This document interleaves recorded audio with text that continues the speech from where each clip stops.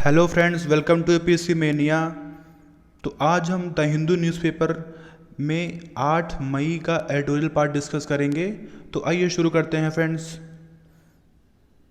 तो आज हम मेनली 5 आर्टिकल डिस्कस करेंगे, जिसमें आपका पहला आर्टिकल आपका टॉक्सिक डिजास्टर से रिलेटेड है। ये किससे रिलेटेड है फ्रेंड्स? ये आपका आंध्र प्रदेश स्टेट में एक ज़िला है विशाखापट्टनम, वहाँ पे एक एरिया है गोपालपट्टनम। उसी एरिया के पास जो है एक एलजी पॉलीमर प्लांट है, वहाँ पे एक टॉक्सिक गैस का रिलीज़ हुआ है स्टीरीन, जिससे जो है काफ़ी लोगों की डेथ हुई है और काफ़ी काफ़ी लोग जो है अभी क्रिटिकल कंडीशन में हैं। तो पहले तो हम जान लेते हैं कि जो ये आपका स्टीरीन गैस है ये क्या है। तो ये फ्रेंड्स आपका ऑर्गेनिक कंपाउंड है, और इसको ये मेनली जो इंडस्ट्रीज आपका पॉलिस्टरीन जो है डेवलप करती हैं वो होती हैं। पॉलिस्टरीन मतलब क्या होता है? जितने भी आपके प्लास्टिक होते हैं जो आपके मेनली जैसे आपका जो फूड जैसे जो डिस्पोजेबल वगैरह बनता है, या फिर कोई प्लास्टिक जैसे आपका रेफ्रिजरेटर हो गया, फ्रिज, और जो भी आपका कंप्यूटर वगैरह जो बनते हैं मेनली, तो ये सब जहाँ पे प्रोड्यूस होता है वहाँ पे इस गैस का इस्तेमाल किया जाता है। और इसको लिक्विड फॉर्म में जो है स्टोर किया जाता है किसी भी कंपनी में जहाँ पे ये बनता है, और मिनिमम टेम्परेचर 20 डिग्री सेल्सियस पे इसको स्टोर किया जाता है। तो ये तो हमने जाना कि ये सीरीन गैस क्या होती है। तो अब हम जानते हैं कि क्या सरकार इसको स्टोर करने के लिए कोई गाइडलाइन या फिर कोई रूल्स वगैरह है? तो जी हाँ, 1989 में एक schedule of manufacture, storage and import of hazards chemical rules के अंतर्गत इसको इंक्लूड किया गया है, और इसमें प्रॉपर गाइडलाइन भी दी गई है किस तरह इसको हैंडल किया जाए और किस तरह इसको स्टोर किया जाए। और अब हम जानते हैं कि स्टीरीन गैस जो ये रिलीज़ हुई है, इसको इनहेल करने से क्या क्या इसके बुरे कॉन्सिक्वेंसेस होते हैं।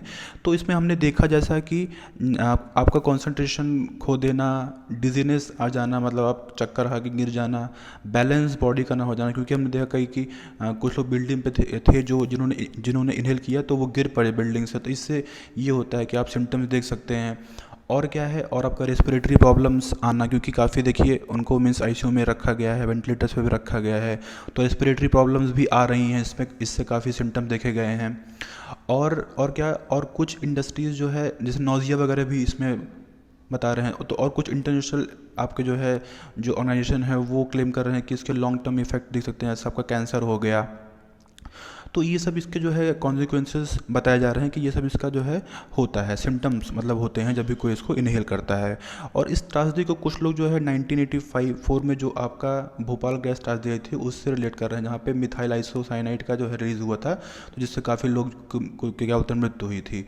तो ये आपका जो है बातें हो रही हैं। तो अब हम जानते हैं कि इसके लिए कौन रिस्पॉन्सिबल है। तो कुछ लोग इसमें बताया जा रहा है कि जैसे जब ये लॉकडाउन ओपन हुआ था तो अनस्किल्ड वर्कर्स को इसमें एम्प्लॉय किया गया था, तो उसको वो प्रॉपरली हैंडल नहीं कर पाए, क्योंकि अनस्किल्ड वर्कर जो है स्किल्ड नहीं होते हैं, उनको पता नहीं होता है किस तरह हैंडल किया जाता है। तो मे बी उनके कारण ये एक ऐसा अटकलें लगाई जा रही हैं। तो इसमें प्रॉपर जांच करने की आवश्यकता है। लेकिन अभी करंट में जो है जो भी लोग उससे अफेक्टेड हुए हैं बुरी तरह, उनको कंपेंसेशन दिया जाए, और उनको best health care possible means जो भी है उसको जो है प्रोवाइड किया जाए उनको। और दूसरा क्या किया जाए, जितने भी कंट्री में आपके इंडस्ट्रीज़ हैं जो भी ये इस गैस का फिर कोई भी हजार्डस गैस का इस्तेमाल कर रहे हैं, तो उनको प्रॉपर गाइडलाइन जारी किया जाए कि उसका सही से इस्तेमाल हो, ताकि ऐसा कोई फ्यूचर में कोई डिज़ास्टर ना हो। क्योंकि अभी हम लोग ऑलरेडी कोविड-19 से पूरा देश जो झेल रहा है, अगर ऐसा कोई फिर भी कोई पहला डिज़ास्टर डेवलप होता है तो उसको कंटेन करना जो है नामुमकिन हो जाएगा।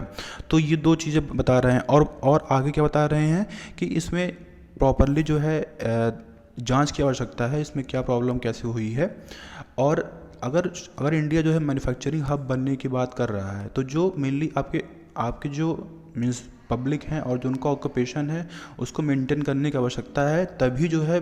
और इसके लिए जो ट्रांसपेरेंट और ये चीज़ें जो हैंडल करने का पूरा मैकेनिज़्म प्रॉपरली जो है होना चाहिए, ताकि जो है तभी तभी लोग जो है डरेंगे नहीं, तभी जो लोग ऐसी कंपनी में काम करने डरेंगे नहीं। और एक जो इंडिया हम बात के पहले की मैन्युफैक्चरिंग हब बनने का सपना देख रहा है तो वो साकार हो सकेगा। तो नेक्स्ट आर्टिकल में आपको क्या बात करते हैं, नेक्स्ट आर्टिकल में मेनली जो डेटा है वो दे रहे हैं कि किस तरह इंडिया में केसेस जो है 50,000 से ज़्यादा हो गए हैं। और फिर बता रहे हैं कि इसका जो रेट है धीरे धीरे जो है स्लोली ही बढ़ रहा है, लेकिन बढ़ बढ़ रहा है, और फिर इसको कुछ कंपेयर कर रहे हैं ब्राज़ील रशिया में क्या क्या केसेस कैसे आए हैं, और फिर हम फिर आगे देख रहे हैं कि जो टेस्टिंग है कुछ स्टेट में वो ज़्यादा हो रही है, कुछ स्टेट में बहुत ही मतलब कम है, जैसे वेस्ट बंगाल वगैरह कुछ इशू रेस कर रहे हैं। बाद में भी फॉरवर्ड देते हैं इसमें किस तरह से क्या करना चाहिए कि जो टेस्टिंग रेट है उसको बढ़ाया जाए, जो हेल्थ इंफ्रास्ट्रक्चर उसको बढ़ाया जाए, और जो आपके वल्नरेबल हैं उनको प्रोटेक्ट किया जाए। तो ये इसमें पूरा आर्टिकल बात करते हैं, वो मेनली डेटा का जो हमारे लिए एग्जाम पर्पस के लिए इंपॉर्टेंट नहीं है। तो नेक्स्ट आर्टिकल आपका क्या है, नेक्स्ट आर्टिकल आपका जो है कंडक्टिंग इलेक्शंस ड्यूरिंग पैंडेमिक। ये किस रिलेटेड है, ये आपका महाराष्ट्र गवर्नमेंट में जो एक पॉलिटिकल इम्पास बना हुआ है उससे रिलेटेड है। तो हम जानते हैं कि जैसा कि वहाँ पे शिवसेना और जो वहाँ पे कांग्रेस और जो एनसीपी का अलायंस है वहाँ पे इस समय, तो अभी जो वहाँ पे सीएम है उद्धव ठाकरे, तो वो जो है अभी किसी भी इलेक्शंस में से वो नहीं जीत के आए थे। तो इससे क्या हुआ, तो हमारे संविधान में ये लिखा हुआ है कोई भी अगर आप सीएम या फिर मिनिस्टर बनता है तो उसको विद इन 6 मंथ जो है उसको किसी भी लोकसभा किसी भी सीट से उसको इलेक्ट होना या फिर उनको जो है अपॉइंट या फिर उनको नॉमिनेट किया जाए गवर्नर के द्वारा, स्टेट की बात कर रहे हैं। तो ये आपका कॉन्स्टिट्यूशन में मेंशन है। तो अभी इसी समय इसी चलते हम जान लेते हैं कि जो सीएम है वहाँ के महाराष्ट्र, उनके पास कौन कौन से ऑप्शंस हैं। तो आर्टिकल 324 और जो आपका आरपी आपका जो रिप्रेजेंटेशन ऑफ पीपल एक्ट 1951 के अंतर्गत सेक्शन 153 सेक्शन जो आपका है उसमें आरपीए में, तो उसके अंतर्गत ये ऑप्शन है कि जो ईसी है, जो आपका इलेक्शन कमीशन है, वो जो इलेक्शन है उसको 6 मंथ्स तक जो है क्या बोलते हैं डेफर, मतलब उसको जो है पोस्टपोन कर सकता है। तो इससे भी, क्योंकि अभी इस समय पैंडेमिक है तो इलेक्शन कंडक्ट करना जो है पॉसिबल नहीं है, मतलब ये बता रहे हैं ये ऑप्शन हो सकता है, लेकिन अभी हम आगे बात देखेंगे कि क्या उसमें डेवलपमेंट आया है। और जो आपका सेकंड ऑप्शन क्या है, सेकंड ऑप्शन आपका जो है वह आर्टिकल 164 से है, जिसमें ये बताया गया है कि किसी भी मतलब कोई भी इलेक्शन या फिर कोई भी जैसे हमने बात किया कि जो भी मिनिस्टर या फिर सीएम या फिर पीएम जो भी बन रहा है तो उनको 6 मंथ के अंदर किसी भी सीट से जो है नॉमिनेट या इलेक्शन लड़के जो है क्या बोलते हैं वहाँ पे उनको आना पड़ेगा, नहीं तो फिर उनको वो पद को छोड़ना पड़ेगा।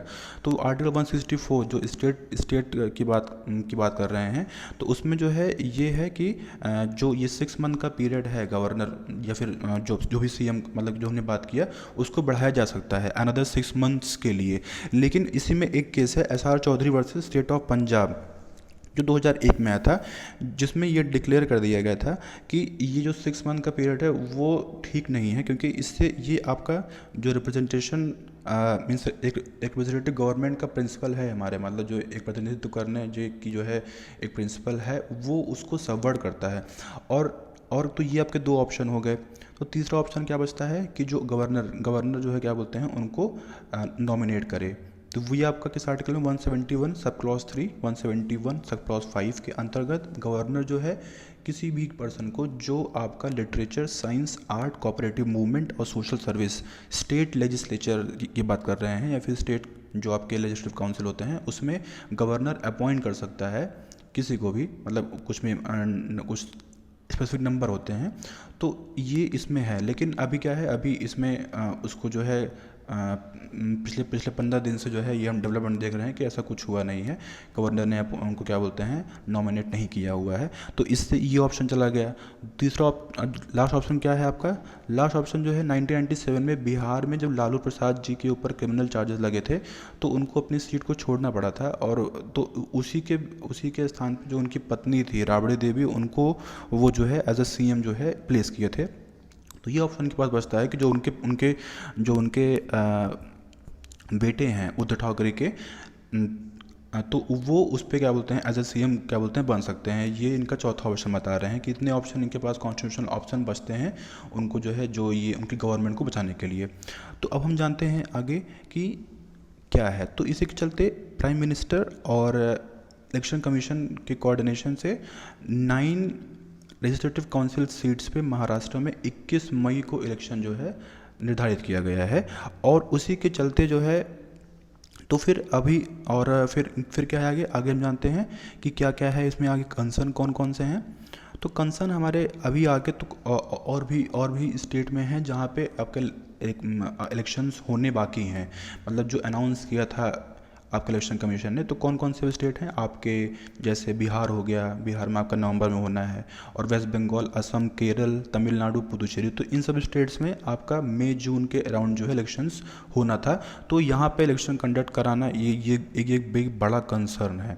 तो अगर इसको कंसर्न करा अगर इस कंसर्न को जो है सॉल्व करना है, अगर इस कंसर्न को जो है देखना है, तो क्या क्या ऑप्शन, क्या क्या पॉसिबिलिटी जो है होती है। तो आपका आर्टिकल 172 में ये है कि अगर इमरजेंसी लगती है तो किसी भी इलेक्शन को 6 मंथ या 1 ईयर तक जो है पोस्टपोन कर सकते हैं। लेकिन उसमें अगर आपका जो है जो क्या ग्राउंड होता है, आपका जो कोई भी अगर सिक्योरिटी या फिर सोवरेंटी पे जो नेशन पे है कुछ उस पर खतरा मंडराता है, तभी जो है क्या बोलते हैं इमरजेंसी लगती है। तो ये आपका ग्राउंड है, तो अभी तो कोई ऐसा है नहीं, क्योंकि अभी तो सिर्फ पैंडेमिक ही है, तो ऐसा कोई ग्राउंड नहीं, तो इमरजेंसी लगाना जो है ठीक नहीं है, जो आपका 172 आर्टिकल में जो दिया गया है। तो पहला तो ऑप्शन जो है, जो बात करें है क्या बोलते हैं पॉसिबिलिटी, वो तो है नहीं। सेकंड क्या है पॉसिबिलिटी, कि स्टेट गवर्नमेंट में प्रेसिडेंट रूल को अप्लाई किया जाए, जो अंडर 356 सब क्लॉज 1 आर्टिकल में मेंशन है कि किसी भी स्टेट में क्या होता है प्रेसिडेंट रूल को इम्पोज किया जा सकता है। लेकिन बहुत सारे सुप्रीम कोर्ट की गाइडलाइंस में ये पाया गया है कि जो है ये भी लगाना उचित नहीं है, क्योंकि पैंडेमिक है, ऐसा कोई ग्रेव सिचुएशन या कॉन्स्टिट्यूशन मशीनरी का ब्रेकडाउन नहीं हुआ है कि जिससे उनको जो है वहाँ पे लगाया जाए। तो ये जो है दो पॉसिबिलिटी बताते हैं। एंड में क्या क्या कहते हैं कि जैसा हमने देखा अभी कि जो हमारा क्या बोलते हैं ये है साउथ कोरिया है, वहाँ पे इलेक्शन उन्होंने कंडक्ट कराए हैं। तो और हमने देखा साउथ कोरिया में नहीं, पूरे विश्व में जो है क्या बोलते हैं 9 कंट्रीज़ में इलेक्शंस जो है कंडक्ट कराए गए हैं। और अगर हम बात करते हैं पर्टिकुलरली साउथ कोरिया की, जहाँ पे इलेक्शन उन्होंने कंडक्ट कराए और उनके यहाँ हाईएस्ट वोटिंग टर्न अराउंड हुआ, मतलब कि काफ़ी मात्रा में लोग आए वोट करने के, 66.2% लोग जो है पिछले मतलब इतना ज़्यादा, मतलब पिछले 28 साल में इतना ज़्यादा जो है वोटर का टर्न अराउंड नहीं हुआ था उनके यहाँ। तो ये मतलब कि तो ये एक तरीके का इंस्पिरेशन है, इंडिया भी इससे काफ़ी हद तक सीख सकता है। अगर इंडिया में इलेक्शन कराने हैं तो इंडिया जो है साउथ कोरिया से अगर उनके जो प्लान थे उसको अगर अप्लाई करता है तो वो सीख सकता है। तो साउथ कोरिया ने क्या किया था, साउथ कोरिया ने जितने भी उनके पोलिंग सेंटर्स थे उनको डिसइंफेक्ट किया था, और जो भी वोटर्स थे उनके लिए मेनली जो फिजिकल डिस्टेंसिंग, जो कोविड-19 को प्रिवेंट करने के लिए ऑप्शंस है उसको मेंटेन किया था, और ग्लव्स वगैरह, मास्क वगैरह, हैंड सैनिटाइज़र वगैरह, इन सब चीज़ों को जो है इंश्योर किया था। और जो आपका मीन्स वो एयर टेम्परेचर, मतलब जो टेम्परेचर करने के लिए मेज़र करने के लिए होता है वो था, तो उसमें अगर 99.5 डिग्री फ़ारेनहाइट किसी का टेम्परेचर से ज़्यादा है तो उनके लिए अलग से वोटिंग बूथ बनाए गए थे। और क्या किया गया था आगे किया गया था कि जो भी पॉजिटिव पेशेंट्स थे कोविड-19 से उनके लिए ईमेल के थ्रू जो है बैलेट जो है प्रोवाइड किया गया था। और क्या किया गया था कि जो और मीन्स जो सेल्फ क्वारंटाइन वोटर हैं उनके लिए 6 PM मतलब शाम के 6 बजे के बाद उनके लिए वोटिंग जो है ओपन की गई थी। तो ये सब चीज़ें जो है क्या बोलते हैं साउथ कोरिया ने किया था, और उससे हमको सीख लेना चाहिए। हमारे इंडिया में अगर बात करें, जैसे बिहार का हमने बात किया, वहाँ पर इलेक्शन अभी पेंडिंग में है, तो वहाँ का जो पॉपुलेशन वो 9.9 करोड़ है, और जो साउथ कोरिया का पॉपुलेशन 5.16 करोड़। तो ये एक डिफरेंस आप देख सकते हैं कि काफ़ी ज़्यादा है। तो ये एक ह्यूमंगस टास्क हो सकता है आपके इलेक्शन कमीशन के लिए। और जो हमारे जैसे हमने देखा कि जो मोस्टली वल्नरेबल पीपल हैं उनको ही प्रोटेक्ट करना, क्योंकि ये एक डिजीज़ जो है ज़्यादा इनको जो है ये डेडली इन्हीं के लिए है मिलने, तो उनको भी उनके लिए भी क्या बोलते हैं प्रोटेक्ट करना आवश्यक है। तो ये प्रॉक्सी वेटिंग का एक प्रॉक्सी वोटिंग का ऑप्शन है, मतलब कि उनके बिहाफ पे जो है वहाँ पे कोई वोट करे, या तो वो सब चीज़ें जो है क्या बोलते हैं करना आवश्यक है। लेकिन उसके लिए हमारे यहाँ कोई लीगल फ्रेमवर्क नहीं है, तो फिर वो लाना आवश्यक है। पोस्टल वोटिंग की भी सुविधा दे सकते हैं ऐसे लोगों को। मोबाइल बैलेट बॉक्सेस का भी जो है हम लोग इस्तेमाल कर सकते हैं।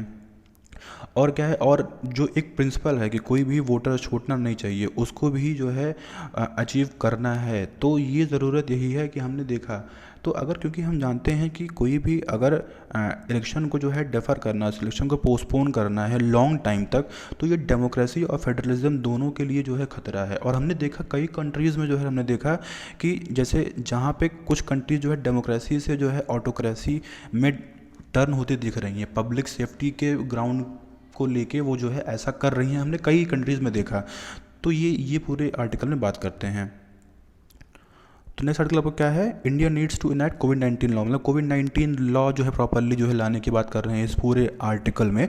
तो जो भी इंडिया अभी लेजिस्लेशंस मतलब जो अप्लाई किए हैं पैंडेमिक कंट्रोल करने के लिए, हम उसकी बात कर लेते हैं। तो पहला तो आपका क्या है, आपका डिजास्टर मैनेजमेंट एक्ट 2005, इसके अंतर्गत क्या है, इसके अंतर्गत जो भी आपका होम मिनिस्ट्री है जो भी डायरेक्शन देती है स्टेट गवर्नमेंट या फिर किसी को भी पूरे इंडिया में, उसको जो है फॉलो करना होता है। और उस कोई भी डिजास्टर होता है उसको पूरा प्रॉपर्ली मैनेज करने के लिए, और जो भी उससे रिलेटेड मैटर होते हैं उसको जो है वो करने के लिए। और इसी के अंतर्गत आपका डीएमए जो आपका हमने बात की डिजास्टर मैनेजमेंट एक्ट, उसी के अंतर्गत आपका नेशनल डिजास्टर मैनेजमेंट अथॉरिटी बनाया गया है। और उसके चेयरमैन कौन होते हैं, उसके चेयरमैन होते हैं आपके प्राइम मिनिस्टर होते हैं।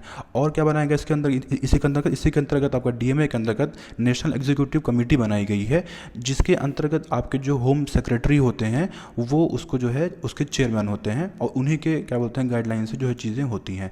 और फिर अब वही फिर क्या बोलते हैं वो जो आपका मीन्स यूनियन गवर्नमेंट है, और तो वो आपका स्टेट गवर्नमेंट को प्रॉपर गाइडलाइन देती है कि किस तरह जो है चीज़ों किन किन चीज़ों को ओपन किया जाए, किन किन जो सर्विसेज हैं उसको प्रोवाइड किए जाएँ।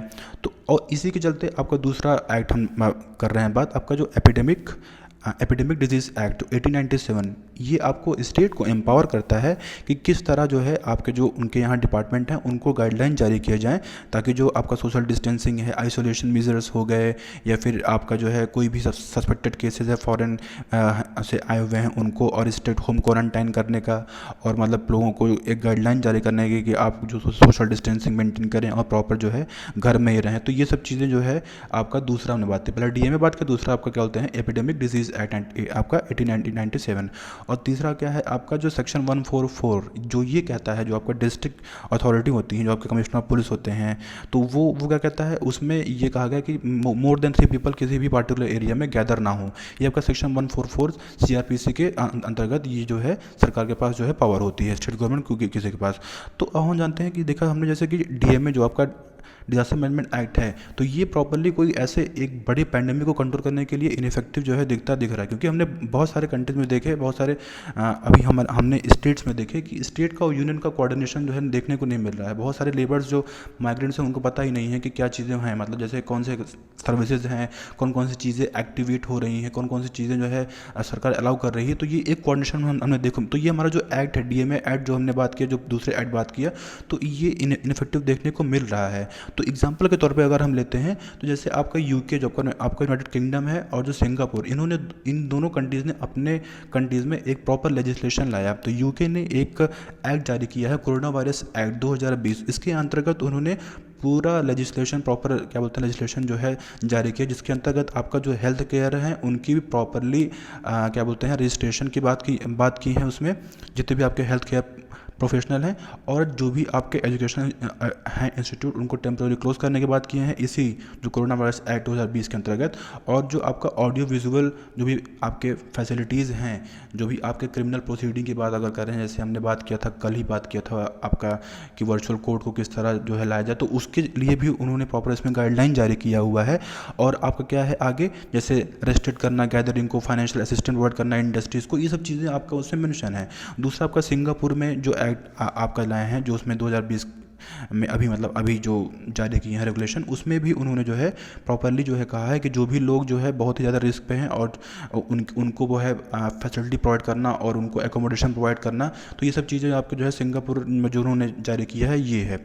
तो ज़रूरत यही है कि जो है हमारे कंट्री में भी ऐसा कोई लेजिस्लेशन पारित करें, ताकि जो हमारे अलग सेक्टर हैं, जैसे हमने देखा इंडस्ट्रीज़ को प्रॉपरली कितना वो जारी किया जाए और प्रॉपरली क्या बोलते हैं एकोमोडेशन जारी किया जाए। तो इससे जो है क्या बोलते हैं एक पूरे स्टेट पूरे कंट्री लेवल पे एक कोऑर्डिनेशन देखने को मिलेगा और इसको कंटेन करने में सहायता प्राप्त होगी हम लोगों को पूरे कंट्री में। तो ये हमने बात की है इस आर्टिकल में। नेक्स्ट आर्टिकल आपको क्या है, water wisdom during a pandemic. तो ये किस रिलेटेड है आपका, ये आपका 22 मार्च को जो है कंट्री ने जो है पूरे विश्व में जो है वर्ल्ड वाटर डे मनाया गया है। ये आपका यूनाइटेड नेशन के द्वारा जो है इसको जो है 1990s के अराउंड जो है इसको जो है लाया गया था। तो ये तब से मनाया जा रहा है। और इस बार इसकी थीम क्या थी? Water and climate. तो इसकी ये इस बार जो है थीम थी। तो अब हम जान लेते हैं कि सिग्निफिकेंस ऑफ वाटर, वाटर का सिग्निफिकेंस क्या है हमारे हमारे हमारे लिए। तो जैसे क्या हम देखा कि इकोसिस्टम को सस्टेन करना, इकोसिस्टम का पूरा मेंटेन करना, जो हमारी बायोडाइवर्सिटी है, पूरा जो जैव विविधताएं हैं उनको भी केटर करना, और जो फूड सिक्योरिटी है, जैसे हमने देखा, अभी आगे बात करेंगे, एग्रीकल्चर हो गया, सब चीज़ें, फूड सिक्योरिटी मेंटेन करना, इरीगेशन वगैरह जो ये बात कर रहे हैं, और पूरी इकोनॉमीज़ को जो है, आपके जो जितने भी सेक्टर हैं उनको ही प्रोवाइड करना, और सोसाइटी मेनली ड्रिंकिंग पर्पज़ के लिए काफ़ी जितने भी आगे पर्पज़ होते हैं अलग अलग, जैसे हाइजीन मेंटेन करना, सैनिटेशन मेंटेन करना, तो वहाँ पे वाटर का जो है सिग्निफिकेंस बहुत ही ज़्यादा होता है। तो ये हमने देखा क्या बोलते हैं, वाटर का सिग्निफिकेंस देखा। अब हम बात करते हैं कि वाटर से जो वाटर सेक्टर हैं उनसे रिलेटेड क्या क्या प्रॉब्लम्स, क्या क्या इश्यूज़ जुड़े हुए हैं वो हम देखते हैं। तो पहला हम क्या देखते हैं, जैसे हम देखे कि इस बार जो थीम है वही आपका वाटर एंड क्लाइमेट चेंज है। तो वाटर क्लाइमेट चेंज का लिंकेज देख सकते हैं हम लोग कि क्या है। जब देखिए क्लाइमेट चेंज होता है तो जो हमारी एक वाटर साइकिल है, मतलब हम देखा किस तरह वाटर क्या बोलते हैं, जब होता है इवेपोरेट होता है, फिर वहाँ से कंडेंसेशन होकर फिर बारिश होती है, तो और भी अलग जैसे हमारे प्लांट्स हो गए, वहाँ से भी जो है वाटर को ट्रांसपिरेशन होता है। जो क्लाइमेट जब चेंज होगा तो एक वाटर साइकिल में भी डिस्ट्रप्शन देखने को मिलेगा। तो उससे क्या होगा, उससे जो वाटर की अवेलेबिलिटी है वो भी कहीं ना कहीं प्रभावित होगी, और तो इससे क्वालिटी और जो क्वांटिटी ऑफ वाटर है हमारे अंडरग्राउंड में या फिर जो हमारे उस सरफेस पे है, तो उस पर भी जो है काफ़ी बुरा प्रभाव पड़ेगा अगर क्लाइमेट चेंज होगा तो। और क्या होगा, क्लाइमेट चेंज होगा तो क्या होगा, तो क्योंकि फिर हीट, मतलब जो हमारा टेम्परेचर है अर्थ का वो बढ़ेगा, तो जो इससे क्या होता है, इवेपोरेशन है हमारे ओशंस, जो हमारे वाटर बॉडीज उसमें ज़्यादा होगा, तो प्रेसिपिटेशन भी ज़्यादा होगा। और तो इससे क्या होगा, इससे कहीं जो है फ्लड होगा, और इससे कहीं कहीं जो है क्या बोलते हैं ड्रॉट भी हो सकते हैं, क्योंकि कहीं पे किसी एरियाज़ में जो है जहाँ पे वाटर बॉडीज ज़्यादा होंगी वहाँ पे जो है क्या बोलते हैं प्रेसिपिटेशन ज़्यादा होगा, वहाँ फ्लड होगा, तो वो भी एक ऐसा क्या बोलते हैं डिजास्टर ही हो सकता है। और ड्रॉट जहाँ पे क्या बोलते हैं कम बारिश होगी, वहाँ पे जो है ड्रॉट आने की जो है पूरे सूखा पड़ने की क्या बोलते हैं संभावना बढ़ जाती हैं। चौथा क्या इशू से हाईलाइटेड, जैसे हमने देखा जो आपके कोस्टल एरियाज़ हैं, तो उसमें क्या क्या है, जो उनका जो वाटर टेबल है, जो उनका क्या होता है अंडरग्राउंड वाटर है, तो उसमें सॉल्ट वाटर आपका जो एक सैलिनिटी देखने को जो है मिला हुआ है। तो उससे क्या हुआ है, इससे जो आपके एक्वीफर्स जहाँ पे मीन्स जो आपका वाटर, जो आपका अंडरग्राउंड वाटर होता है उसको चार्ज करने में आपकी सहायता बहुत करते हैं प्रदान। तो इससे जो है ये हमने जो है देखने को मिला है। और इससे जो आपका डिसैलिनेशन प्लांट भी लगा रहे हैं कई स्टेट जो है, तो इससे एक एडिशनल कॉस्ट आ रहा है ना स्टेट के ऊपर, तो ये भी एक इशू है वाटर से रिलेटेड। तो हमने बात की कौन कौन से जो है इश्यूज जुड़े हुए हैं वाटर से रिलेटेड। अब हम जानते हैं कि कौन कौन से सेक्शन, क्या क्या इसके आस्पेक्ट हैं जो है इससे प्रभावित हुए मीन्स होते हैं। जैसे आपका ड्रिंकिंग पर्पज़ के लिए अगर वाटर स्कैर्सिटी कुछ भी होती है, तो जो ड्रिंकिंग पर्पज़ है वो तो जो है आपका काफ़ी, क्योंकि हम जानते हैं कि बिना पानी के रहना जो है मतलब कि पॉसिबल नहीं है, मतलब कि तो वो एक क्या बोलते हैं इम्पैक्ट उस पर आ सकता है। जो आपका सैनिटेशन है, साफ़ सुथरा, क्योंकि हम जानते हैं कि हर चीज़ जो है पानी से ही काफ़ी जो है साफ़ सफाई जो है काफ़ी हद तक जो है हम लोग करते हैं, तो वहाँ पे भी उस पर भी इफेक्ट हो सकता है। जो आपका हेल्थ है, आपका जो हेल्थ है उस पर भी बुरा प्रभाव पड़ सकता है, क्योंकि अगर एम्पल अमाउंट में आप पानी नहीं पीते हैं तो आपकी बॉडी जो है आपकी डिहाइड्रेट होगी, तो उससे जो आपकी बॉडी पे भी जो है इफेक्ट पड़ेगा, हेल्थ पे भी। एनर्जी जनरेशन, अगर जो हमारा हम जानते हैं जो पावर प्रोजेक्ट होते हैं, हाइड्रो पावर प्रोजेक्ट होते हैं, उनको भी जो है कैटर करने के लिए पानी की जो है बहुत होती है आवश्यकता, तो वो भी एक बुरी तरह प्रभावित हो सकते हैं अगर क्या बोलते हैं वाटर क्या क्राइसिस कोई आती है। तो इंडस्ट्रीज़ उनके यहाँ काफ़ी ज़्यादा जो आपके जहाँ पे वाटर का अवेलेबिलिटी ज़्यादा होती है जिस इंडस्ट्रीज़ में, वो भी बुरी तरह प्रभावित हो सकते हैं। जो आपका क्या बोलते हैं एग्रीकल्चर सेक्टर, जहाँ पे क्या बोलते हैं इरीगेशन, जो वाटर सबसे ज़्यादा इस्तेमाल करता है पूरे अर्थ पे, इरीगेशन, वो भी बुरी तरह क्या बोलते हैं प्रभावित हो सकते हैं।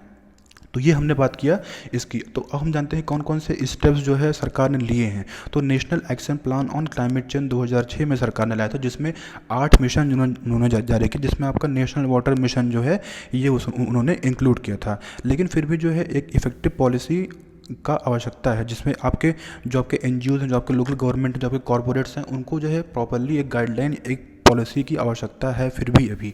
तो अभी आगे क्या करना चाहिए हम लोगों को, आगे जो भी आपके टैंक्स, पॉन्ड्स वगैरह हैं उसमें पानी को स्टोर करना, जैसे वाटर हार्वेस्टिंग के थ्रू जो लोग करते हैं। और आपका क्या है, और जो भी आपका फ्लड और ड्रॉट मैनेजमेंट की मीन्स फैसिलिटी जैसे हमने देखा ये हो सकता है, तो उसको भी आवश्यकता है। और क्या है, और एक वाटर विजडम, ये जो हमने बात किया कि किस तरह जुडिशियसली वाटर को यूज़ किया जाए, उसकी बात करते हैं। और जो भी आपका क्लाइमेट रिलेटेड एक्शन है, मतलब जो क्लाइमेट से जो भी जैसे क्लाइमेट अगर राइज हो रहा है तो जैसे हम जान रहे हैं जो एमिशन है उसको कम करें।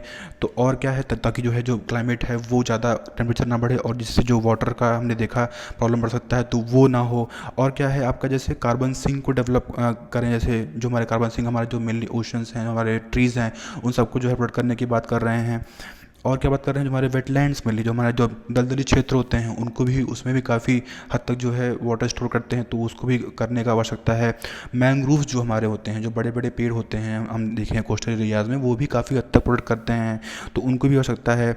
और जो हमारे क्लाइमेट स्मार्ट एग्रीकल्चर टेक्निक्स को प्रोवाइड करें, जिससे जो वाटर की मतलब कि वाटर का सस्टेनेबल यूज़ हो, एक एफिशिएंट तरीके से यूज़, ताकि जो है जो हम जानते हैं बहुत ज़्यादा पानी वेस्ट होता है इरिगेशन में, तो उसकी भी आवश्यकता है। रेन वाटर हार्वेस्टिंग जो हमने पहले बात की। और क्या है, वेस्ट वाटर को रीयूज़ करना, जो हमारे पानी वेस्ट होते हैं उनको रीयूज़ करना। हम जानते हैं कि कई कंट्रीज़ में से इजराइल में जो है इस एक पानी को जो है वो लोग 3 बार इस्तेमाल करते हैं। जैसे वो क्या बोलते हैं, आपके वॉश बेसिन में हाथ धुलते हैं तो उसी पानी को फिर अपने वो क्या बोलते हैं टॉयलेट्स में यूज़ करते हैं वॉश करने के लिए। तो इस तरह का जो है वेस्ट वाटर को इस्तेमाल करने की टेक्निक को अप्लाई करना चाहिए। आपको जुडिशियल यूज़ वाटर, मैंने पहले बात की, पानी को अच्छे से इस्तेमाल करें, ताकि जो है जो हमारे, और इससे पूरे सिटीजन्स का कंट्रीब्यूशन आवश्यक है।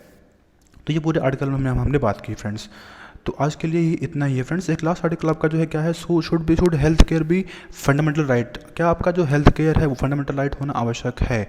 तो इस पर आप ध्यान दीजिएगा। इसमें बस 2 पॉइंट इंपॉर्टेंट है। जैसे आपका हेल्थ है, हेल्थ आपका स्टेट सब्जेक्ट है, तो उस पर क्या उसको सेंट्रल स्टेट क्या सब्जेक्ट, तो क्या उसको सेंट्रल लिस्ट में लाना ज़रूरी है इस समय? क्या अगर, तो फिर क्या उससे फंडिंग हो सकती है? तो ये क्या बोलते हैं, एक इशू है। और जो आपके प्राइवेट आपके हॉस्पिटल्स हैं, क्या उनको जो है रेगुलेट किया जाना ज़रूरी है, ताकि जो है जो हमारे पुअर सेक्शंस हैं उनको भी एक प्रॉपर हेल्थ केयर सुविधा प्रोवाइड हो। क्योंकि हेल्थ केयर अगर बात करते हैं फंडामेंटल राइट की, फंडामेंटल राइट सभी के लिए समान होते हैं। तो जो हमारे पुअर और जो मार्जिनलाइज्ड सेक्शंस हैं उनको भी प्रॉपर हेल्थ केयर प्रोवाइड कराना आवश्यक है। तो उसके लिए जो हमारे प्राइवेट सेक्टर्स हैं उनको रेगुलेट करें, ताकि वो एक अफोर्डेबल प्राइस जो है जो हमारे पुअर हैं वो अफोर्ड कर सकें। तो ये पूरे आर्टिकल में यही कुछ पॉइंट्स हमारे इंपॉर्टेंट है। तो आज के लिए इतना ही है फ्रेंड्स। Thank you.